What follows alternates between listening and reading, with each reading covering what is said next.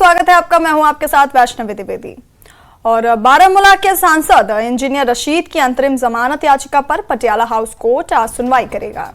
उन्होंने बतौर सांसद शपथ लेने के लिए अंतरिम जमानत याचिका लगाई है। इंजीनियर रशीद जेल से ही लोकसभा चुनाव लड़े और जीत हासिल की।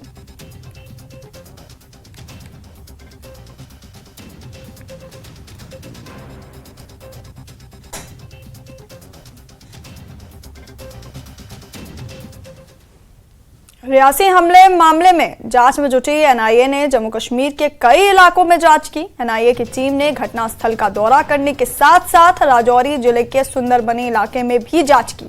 बता दें 9 जून को रियासी में तीर्थयात्रियों की बस को आतंकियों ने निशाना बनाया था। इस हमले में 9 लोगों की मौत हुई थी और मामले में जांच एजेंसियां अब तक आतंकियों के मददगार समेत कई लोगों को गिरफ्तार कर चुकी हैं।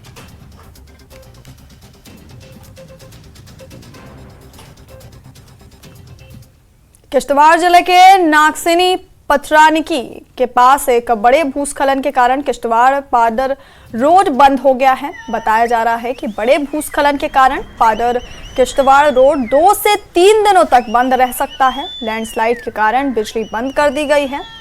पाडर उपमंडल में बिजली आपूर्ति और मोबाइल नेटवर्क बंद कर दिया गया है। जिला प्रशासन द्वारा आपातकालीन नंबर भी साझा किया गया है और लोगों से अनुरोध किया गया है कि यदि उन्हें कोई समस्या आती है तो वो आपातकालीन नंबर पर संपर्क करें। नियंत्रण कक्ष डीसी कार्यालय किश्तवाड़ का नंबर है 9484217492।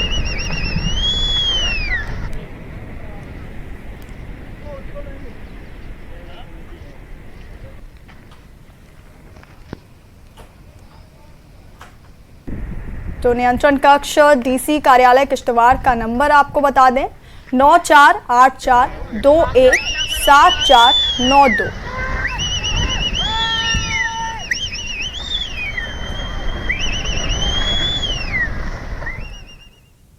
और प्रधानमंत्री नरेंद्र मोदी ने मन की बात कार्यक्रम में योग दिवस का जिक्र किया और जम्मू कश्मीर के अपने दौरे के अनुभव जनता के साथ साझा किए। कार्यक्रम में पीएम ने लोकसभा चुनाव के बाद से अन्य धार्मिक यात्राओं का जिक्र किया। उन्होंने जम्मू कश्मीर में चल रही अमरनाथ यात्रा के तीर्थयात्रियों को बधाई भी दी।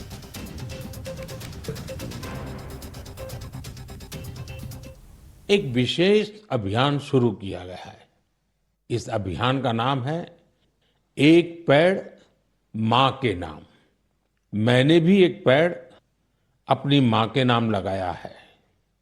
मैंने सभी देशवासियों से, दुनिया के सभी देशों के लोगों से ये अपील की है कि अपनी मां के साथ मिलकर या उनके नाम पर एक पेड़ जरूर लगाएं।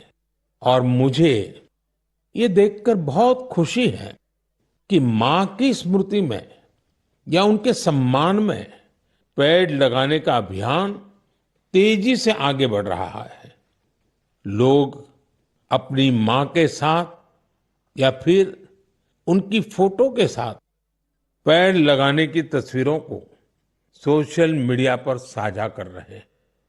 हर कोई अपनी मां के लिए पेड़ लगा रहा है, चाहे वो अमीर हो या गरीब, चाहे वो कामकाजी महिला हो या गृहिणी। इस अभियान ने सबको मां के प्रति अपना स्नेह जताने का समान अवसर दिया है। वो अपनी तस्वीरों को #PlantForMother और #एक पेड़ मां के नाम इसके साथ साझा करके दूसरों को प्रेरित कर रहे हैं। मैं भी जम्मू कश्मीर के श्रीनगर में आयोजित योग कार्यक्रम में शामिल हुआ था। कश्मीर में युवाओं के साथ साथ बहनों बेटियों ने भी योग दिवस में बढ़ चढ़ करके हिस्सा लिया। जैसे जैसे योग दिवस का आयोजन आगे बढ़ रहा है, नए नए रिकॉर्ड्स बन रहे हैं। दुनिया भर में योग दिवस ने कई शानदार उपलब्धियां हासिल की हैं।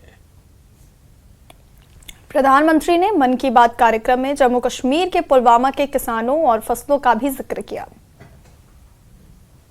लोकल प्रोडक्ट को ग्लोबल बनाने में हमारे जम्मू कश्मीर के लोग भी पीछे नहीं है। पिछले महीने जम्मू कश्मीर ने जो कर दिखाया है वो देश भर के लोगों के लिए भी एक मिसाल है। यहाँ के पुलवामा से स्नो पीज की पहली खेप लंदन भेजी गई। कुछ लोगों को ये आइडिया सूझा कि कश्मीर में उगने वाली एक्सोटिक वेजिटेबल्स को क्यों न दुनिया के नक्शे पर लाया जाए। बस फिर क्या था, चकुरा गांव के अब्दुल राशिद मीर जी इसके लिए सबसे पहले आगे आए। उन्होंने गांव के अन्य किसानों की जमीन को एक साथ मिलाकर स्नो पीज उगाने का काम शुरू किया और देखते ही देखते स्नो पीज कश्मीर से लंदन तक पहुंचने लगी। इस सफलता ने जम्मू कश्मीर के लोगों की समृद्धि के लिए नए द्वार खोले हैं। हमारे देश में ऐसे यूनिक प्रोडक्ट्स की कमी नहीं है।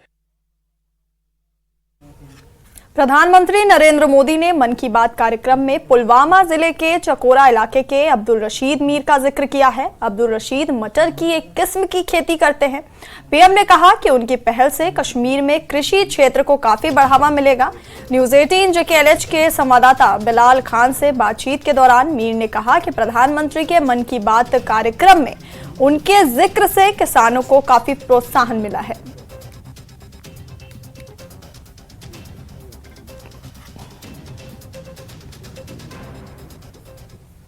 मौजूद है जिला पुलवामा के चकुरा इलाके में। तो हमारे साथ है अब्दुल रशीद मीर साहब, जिनका जिक्र आज यहाँ पर आज मन की बात जो हुई तो मुल्क के वजीर आजम नरेंद्र मोदी जी ने इनका जिक्र किया है कि एग्जॉटिक वेजिटेबल की जो काश्त कर रहे हैं उस सिलसिले में, और स्नो पी मटर जो उन्होंने नई अकसाम जो मटर की यहाँ पर काश्त की है उस सिलसिले में। तो इनसे जानेंगे आज। अब्दुल रशीद मीर साहब, हमें बताइए कि मुल्क के वज़ीर आज़म ने आपका नाम आज लिया है मन की बात में, तो कितनी बड़ी हौसला अफजाई है खासकर आपके लिए और खासकर जो इस ज़राई शोबे से वाबस्ता है। जनाब, मेरा नाम अब्दुल रशीद मीर है, मैं चकुरा पुलवामा के रहने वाला हूँ। आज जो बात हुई है, ऑनरेबल प्राइम मिनिस्टर साहब ने जो मन की बात में मेरा नाम लिया, मेरे प्रोडक्ट का नाम लिया है, मुझे इतनी खुशी हुई है कि कहने की बात नहीं है। मैं इतनी, मेरे पास इतने अल्फाज नहीं कि मैं इसकी तारीफ कितनी करूँ कि मैं कितना खुश हूँ जो ऑनरेबल प्राइम मिनिस्टर साहब ने मेरा नाम लेके लिया। जो आप अकसाम उन्होंने कही कि स्नोपी, ये स्नोपी हमारे जो नाजरीन है उनको बताइए कि ये स्नोपी आखिर क्या है। कि आम हमने देखा है कि आम पी हम देखते थे, लेकिन स्नोपी आखिरकार है। ये जो पीज हैं, ट्रेडिशनल पीज हैं, जिसमें मटर बनते हैं, तो ये जो हम घरों में खाते हैं ये सबको पता है। जो ये स्नो पीज है इसमें दाने नहीं बनने देते हैं, सिर्फ पतला जब ये बनता है तो ये उठाना होता है। तो उठाने के साथ ही उसमें कोई परेशानी नहीं है कि नहीं ये उसमें ये दाने बनने जाए फिर खाए जाए। तो ये जो हमें एक एजेंसी जो मिल गई है दिल्ली से, तो उन्होंने बोला कि हमें ये एक्सपोर्ट करना है, इसमें दाने नहीं बनने चाहिए। तो हमने दाने तक नहीं बनने दिया। तो ये हम पहले ही शुरू करते थे। अब जो ये कंपनी मिली है उन्होंने हमें ये बीज दे दिया और गाइड किया कि कैसे करना है। तो इसके साथ साथ हमें यहाँ की एलजी गवर्नमेंट ने, डायरेक्टर एग्रीकल्चर साहब ने, डिस्ट्रिक्ट एग्रीकल्चर ऑफिसर ने, दोनों एग्रीकल्चर ऑफिसर ने, उन्होंने हमें बहुत सपोर्ट दिया। वो साथ साथ आए तो उन्होंने बार बार दे दिया, गाइडलाइन दे दिया। यहाँ कितने ऐसे काश्तकार है जो इसकी काश्त कर? तकरीबन जो ये हमने इस साल ये पहली बार हुआ, ये टेस्ट था पहली बार।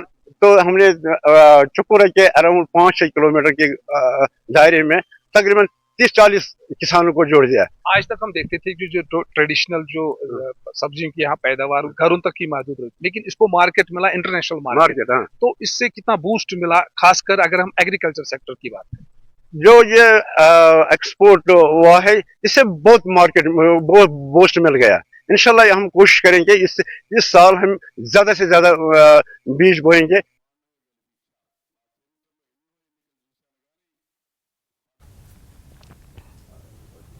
तो इस वक्त की बड़ी खबर आपको बता दें, पीओके के रावलकोट की जेल से कैदी फरार हो गए हैं। जेल से 19 कैदी फरार हैं। पुलिस की गोलीबारी में एक कैदी की मौत हो गई है। तो आपको बता दें, पीओके के रावलकोट की जेल से 19 कैदी फरार हो गए हैं और पुलिस की गोलीबारी में एक कैदी की मौत हो गई है। लापरवाही के आरोप में जेल अधिकारियों को गिरफ्तार किया गया। इस वक्त की बड़ी खबर आपको बता रहे हैं, पीओके के रावलकोट की जेल से 19 कैदी फरार हो गए हैं। पुलिस की गोलीबारी में एक कैदी की मौत भी हो गई है और जेल अधिकारियों को लापरवाही के आरोप में गिरफ्तार भी किया गया है।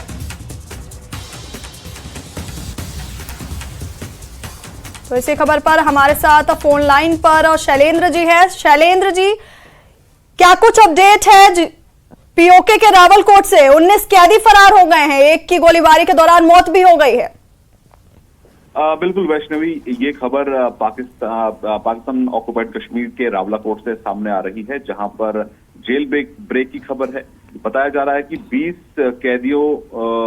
कैदी जो है वहां से भागने में कामयाब हो गए। हालांकि उसमें से एक की मौत हो गई है और 19 अभी भी पकड़ से बाहर है। ऐसे में इस पूरे मामले को लेकर जो वहां का प्रशासन है वो कदम उठा रहा है। कुछ ऑफिशियल्स के खिलाफ कार्रवाई भी की गई है, लेकिन इसके लिए चिंता का विषय ये है कि ये इलाका जो ये जेल है ये बहुत ज्यादा दूर नहीं है भारत और पाकिस्तान के बॉर्डर से, पीओके और कश्मीर के बॉर्डर से। ये करीब करीब 40 किलोमीटर का फासला है इंडियन साइड से। तो ऐसे में अलर्ट साउंड कर दिया गया है उन इलाकों में भी जो भारत से सटे जो इलाके हैं। और वहीं बताया भी जा रहा है कि इस जेल ब्रेक के दौरान उन्होंने एक रिवॉल्वर का इस्तेमाल किया है। इस तरह की रिपोर्ट सामने आ रही हैं। तो ऐसे में अभी तक ये साफ नहीं हो पाया कि रिवॉल्वर उनके पास उन्होंने छीन के वो भागे हैं या फिर बाहर से अरेंज की गई है। हालांकि पाकिस्तान बहुत कुख्यात रहा है ऐसे मामलों में। इससे पहले भी ऐसे मामले सामने आए हैं जहां पर आतंकी संगठनों ने जेल ब्रेक में शामिल होकर कैदियों को रिहा करवाया है। इससे पहले 2012 में ऐसा एक मामला बन्नू में सामने आया था, जहां पर करीब करीब 400 प्रिजनर्स, 400 कैदी जेल तोड़कर भाग गए थे। तो लेकिन जो ताजा मामला है ये रावलकोट का है और ये पुंछ से जुड़ा, जो इंडिया के पुंछ से जुड़ा ये इलाका है। करीब करीब 40 किलोमीटर दूर है ये जेल भारत के पुंछ से। तो ऐसे में जो अलर्ट है वो साउंड कर दिया गया है उन तमाम इलाकों में कि ये क्रॉस ओवर ना कर जाएं। हालांकि फिलहाल इस पूरे मामले को लेकर पाकिस्तान ऑक्युपाइड कश्मीर की जो एडमिनिस्ट्रेशन जो है वहां पे फिलहाल वो इस पूरे मामले को देख रही है। जी सर, आपका बहुत बहुत शुक्रिया तमाम जानकारी हमें देने के लिए।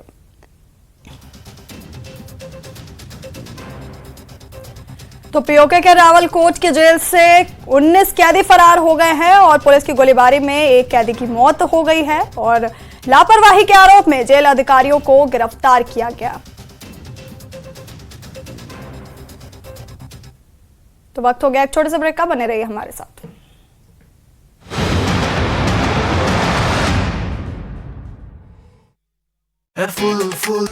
सांबा पुलिस ने किया 3 लोगों को गिरफ्तार। धार्मिक भावनाओं के विरुद्ध अपराध करने के आरोप में किया गिरफ्तार। सुक्खू सरकार ने बारिश को लेकर सभी तैयारियां की पूरी। मुख्यमंत्री सुक्खू ने कहा, सभी विभागों को किसी भी प्रतिकूल स्थिति से निपटने के लिए दिए गए हैं निर्देश। कुटलैहड़ के अगलौर में 10 मेगावाट सौर ऊर्जा परियोजना का सीएम सुक्खू ने किया उद्घाटन। कहा, हिमाचल प्रदेश को आत्मनिर्भर बनाना एकमात्र लक्ष्य। जयराम ठाकुर को हो चुका सरकार बनाने का फोबिया। राजभवन और सुक्खू सरकार में टकराव की स्थिति।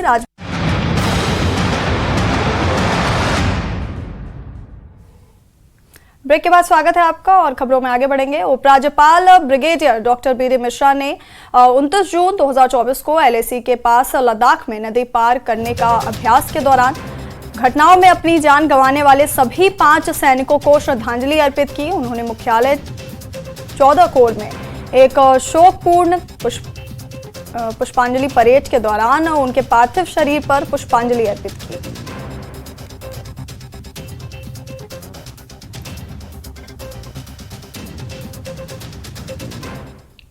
हर साल की तरह जम्मू के स्थानीय व्यापारियों को वार्षिक अमरनाथ यात्रा से अपने कारोबार को बढ़ावा मिलने की काफी उम्मीदें हैं। स्थानीय व्यापारी उन सभी वस्तुओं का भंडार रखते हैं जिनके लिए जम्मू प्रसिद्ध है उद्यमियों को जम्मू की अर्थव्यवस्था में बड़ी वृद्धि की बहुत उम्मीदें हैं, क्योंकि यूटी प्रशासन द्वारा रिकॉर्ड तीर्थ यात्रा के लिए उचित व्यवस्था की गई है।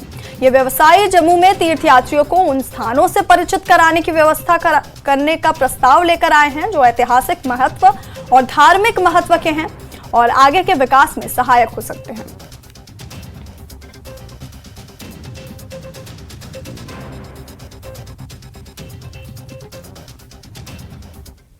है यहाँ से प्रसाद के रूप में, और साथ में जो यहाँ की जो आइटम्स हैं, जो यहाँ की मशहूर जैसे हैंडलूम की आइटम्स है, तो उसकी परचेजिंग करते हैं, शॉपिंग करते हैं। यहाँ के बाज़ारों में रौनक होती है और उससे जो इकॉनमी है वो बूस्ट होती है जम्मू की स्पेशली।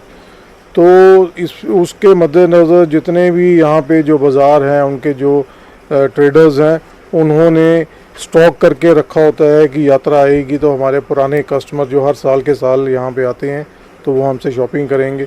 और इस बार भी उम्मीद है कि अच्छा रश होगा, क्योंकि इस बार यात्रा का ड्यूरेशन भी उन्होंने बढ़ा दिया है। कि अमरनाथ यात्रा का हर साल हर दुकानदार को एक उम्मीद होती है कि बाबा अमरनाथ यात्रा शुरू हो, जिसमें एक भक्ति भय माहौल हर जगह बन जाता है।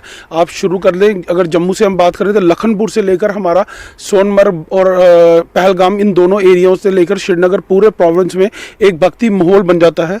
एक टूरिज्म में एक बूस्ट बनता है, जिससे टूरिस्ट काफ़ी ज़्यादा हाई बूस्ट में आता है। और एक सबसे बड़ी बात यह है कि एक खुशनुमा भाईचारे वाला माहौल दिखता है। हमारे जम्मू को बिजनेस को भी बूस्ट मिला है, इसमें कोई दो राय नहीं है, लेकिन अब वो बूस्ट कितना कायम रहता है उसका एक विशेष कारण ये है कि जहाँ जितनी जो स्मार्ट बसें लगाई हैं, उन स्मार्ट बसों के माध्यम से जम्मू के जितने आसपास के जितने हमारे पर्यटक जो जहाँ धार्मिक क्षेत्र हैं, वहाँ तक ये यात्रा वहाँ तक जाए, जहाँ जहाँ यात्रा वही देखते हैं कभी कभी ना बीच में बारिश आने के कारण रुकती है। और उन चीज़ों को मेंटेन रखने के लिए प्रशासन को ये चाहिए कि हमारे जो जितने आसपास के क्षेत्र हैं वहाँ तक उन यात्रियों को पहुँचाया जाए। हर साल की तरह इस साल भी जम्मू के बाज़ारों में जो यहाँ के दुकानदार हैं वो पूरी उम्मीद हैं कि यात्रा बढ़ने से उनके जो तिजारत है वो बढ़ेगी। पूरी उम्मीद इसलिए है क्योंकि यात्रा पिछले साल भी बढ़ी थी और इनका काफ़ी मुनाफा हुआ था, और इस बार भी पूरी उम्मीद है कि यात्रा बढ़ने से इनके जो माशी हालात है वो बढ़ेंगे। अगर उन पे असर नहीं पड़ेगा, जो कि कोविड के दौरान हुआ था, काफ़ी साल यहाँ की जो माशियत है उस पर असर पड़ा था, लेकिन यात्रा के बढ़ने से इन्हें काफ़ी फ़ायदा पहुंचा था। और इस बार भी ये मुतमईन है कि यात्रा बढ़ने से, और यात्रा जब यहाँ जम्मू के बाज़ारों में आएगी या दीगर कई ऐसे जो यहाँ पे मकामात है, जो मजहबी मकामात हैं, वहाँ पे जाकर वो ख़रीदारी करेंगे और यहाँ के मशात में ज़्यादा इजाफा होगा। कैमरामैन आशू के साथ में राजेंद्र, न्यूज़ 18 जम्मू। करगिल विजय दिवस के उपलक्ष्य में सेना और अरहम फाउंडेशन द्वारा द्रास में आयोजित किया गया साहस शौर्यथन 2024 सफलतापूर्वक संपन्न हुआ है। इसमें लगभग 1537 प्रतिभागियों ने भाग लिया। General officer commanding 8 mountain division में डीसी करगिल मुख्य अतिथि थे। विजेताओं और अन्य लोगों के बीच पुरस्कार और प्रमाण पत्र वितरित किए गए। ये सबसे बड़ा आयोजन लद्दाख के प्रवेश द्वार दरस में हुआ। देश के लिए अपनी जान न्यौछावर करने वाले करगिल के वीरों को याद किया गया। जोजिला दर्रे और वार्म मेमोरियल दरास को सेना के अधिकारियों, सरहद संगठन के संस्थापक संजय नाहर, अरहम फाउंडेशन के संस्थापक डॉक्टर स्लैश ने हरी झंडी दिखाकर रवाना किया। पंजाब की एक युवा महिला ने अपने 10 महीने के बच्चे के साथ भाग लिया। जीओसी, ग्रास, करगिल के ब्रिगेडियर कमांडरों और कुछ कमांडरों ने 45 किलोमीटर और 10 किलोमीटर की दौड़ में भाग लिया।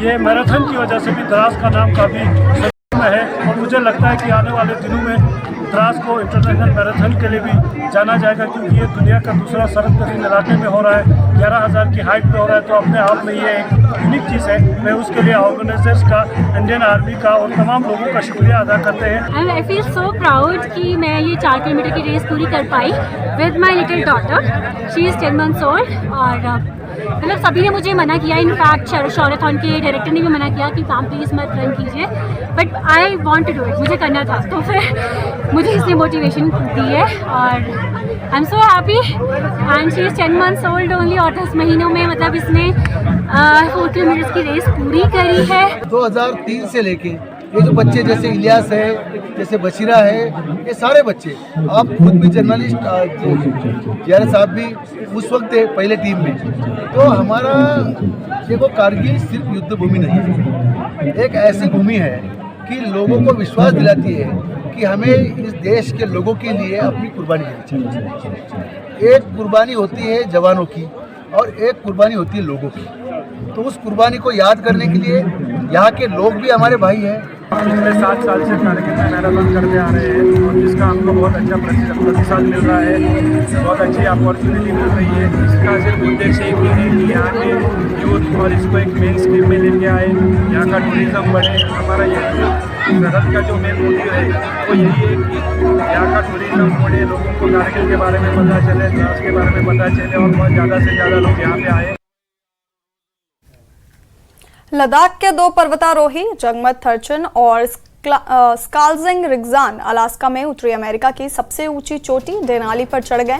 जगमत ने रूस में यूरोप की सबसे ऊंची चोटी माउंट एवरेस्ट पर चढ़ाई की, जिसमें एल्ब्रूस और दुनिया के विभिन्न देशों की कई ऊंची चोटियों पर चढ़ चुके हैं। इस बार उन्होंने माउंट देनाली पर भी चढ़ाई की। जगमत ने हिल काउंसिल, यूटी प्रशासन, उपायुक्त लेह को सूचित किया।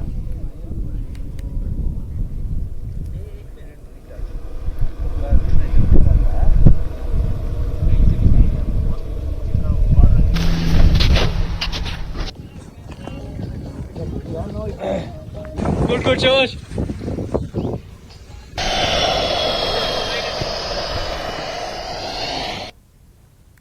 अमरनाथ यात्रियों की सेवा के लिए हर साल की तरह इस साल भी जगह जगह लंगर लगाए गए हैं। हम आपको कठुआ में लगे एक लंगर की तस्वीर दिखा रहे हैं, जहां श्रद्धालुओं के पहुंचने पर उनका भव्य स्वागत किया जा रहा है। लंगर में यात्रियों के भोजन के साथ साथ मनोरंजन की भी सुविधा है, जहां भोजन करने के बाद यात्री विश्राम करते हुए भक्ति गीतों पर झूमते नजर आ रहे हैं।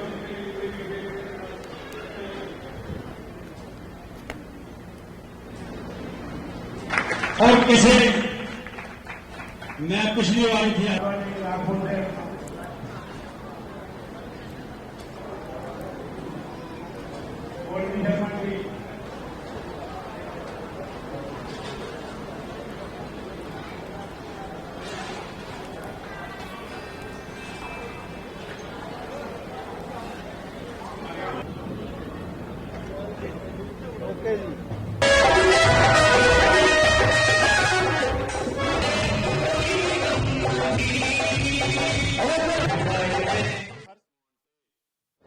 जब यात्रा चलती है तो जो लंगर जो है जो बड़ी धूमधाम से इस जगह को हमारे बहुत ही महत्वपूर्ण तरीके से मनाया जाता है और बहुत ज्यादा संख्या